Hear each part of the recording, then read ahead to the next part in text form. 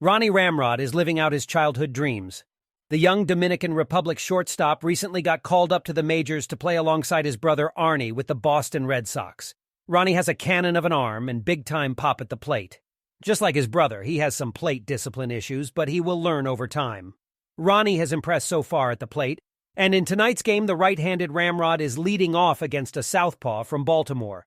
We will now analyze Ronny's at-bats during this game. Here comes the first pitch. Underway now on a Friday night as the first pitch of our series misses for ball one. Little Ramrod takes the first pitch to gauge the speed of the fastball. Nothing special. There is a different problem, though, as the shadows cast on the batter's eye at this point in the night make it near impossible to pick up the ball at the pitcher's release point. Let's see how Ronny will navigate this challenge. They've been playing better than 500 baseball of late, 5-3 in their last 8 games. Today, but boy, this is a great matchup here. Yeah, I'm excited to call this one with you two guys. We're going to see who's able to execute in this one. Tried to hold up there, appeal down to first, and no swing. Ronny was having a terrible time recognizing pitches due to the shadows. He had swung at several pitchers' pitches and was just happy to have worked the count to 2-2. Swung on and missed. He didn't even come close to contact on a ball way out of the zone. 1 out. No shame in that strikeout. We move to the top of the third. By this time, the shadows have moved on, and we have a clear batter's eye. Ronny is looking fastball middle in. Nope. And he takes ball 1. Got him to swing at a pitch below the knees. 1-1. Wow, great pitch right there, right? Changing speeds. How about that straight changeup? How about that swing? Howdy, if you're waving at me. 1-2 to the Boston shortstop. After swinging over the well-located changeup and getting beat by a high fastball, it was time for Ramrod to battle. They're up there looking for a fastball up in the zone, so if you can place it a little above it, they have a hard time getting the barrel up there. Their count now at 2-2. Had to sit back on the changeup, and he did a good job to get the bat on that one. Off-speed pitch in the dirt as he takes it for a ball. If you're at the plate right now, you have to realize who's on deck. I guarantee you something's over the heart of the plate. You have to be aggressive in the zone right here. Fouled away. I know it's a guessing game, but usually when you flip that coin, it better come up fastball at this level. You cannot be late right there. That was right in the wheelhouse. And it's fouled away. The next 3-2. And he struck him out. It was another valiant attempt from Ronny, but he was once again defeated by the high fastball. In 2 at-bats, he had worked deep counts, seeing 16 pitches in total, but had nothing to show for it.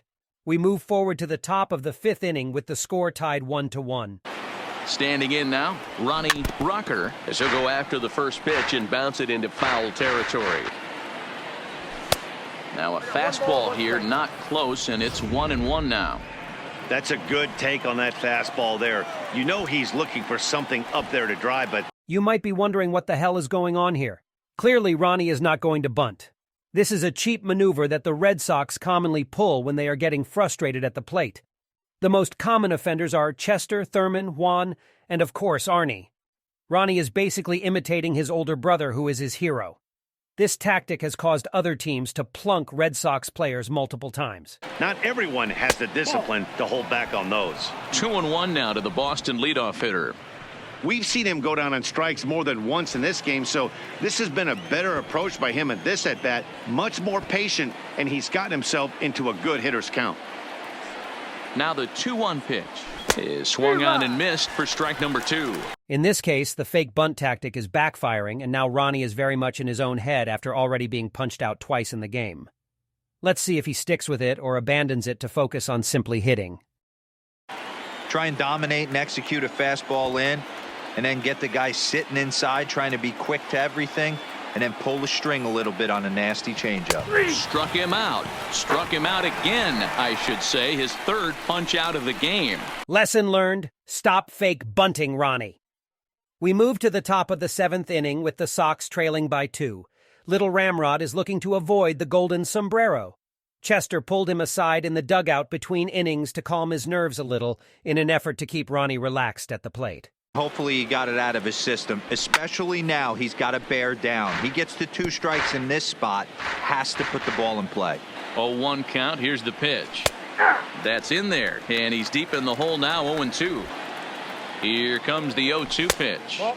Breaking ball that time that misses out of the zone. After quickly falling behind 0-2, Ronny laid off a nasty slider down and away. It was again time to battle. A perfect front door slider locked him up, but fortunately the umpire called it a ball. Ronny had a second life. Unable to find the zone with the slider. I wonder if that call not going his way right there has anything to do with walking the last guy. We all know umpires don't give you much on the corners if you're not throwing strikes consistently. Too much bite on the breaking ball that time as it's well off the outside. You know he doesn't want this at bat to get away from him, so I think we're going to see a challenge pitch on a full count. The payoff pitch one more time. Fouled off. All game Ronny had worked deep counts and spoiled some great 2-strike pitches. He was just off timing by a fraction of a second on that last inside heater. Swing, and there it goes. Deep to left field. That one is out of here. This game is tied. Same pitch, same location. And this time, Ronny didn't miss it. He is able to generate incredible bat speed from his massive lower half and deposited that one deep into the left field bleachers. After being frustrated for most of the night, Ronny was able to keep focused and execute in a 3-2 count to deadlock the game. This kid loves the game, and his teammates love seeing him succeed. Little Ronny would have one more at-bat in the top half of the 9th. He would pop it up to second base to end the night going 1 for 5 with 3 Ks and a homer. As long as he continues to learn, I'm sure we will be seeing plenty more from Ronny moving forward. He has so much pop in his bat that it's likely he will get a decent amount of games at DH.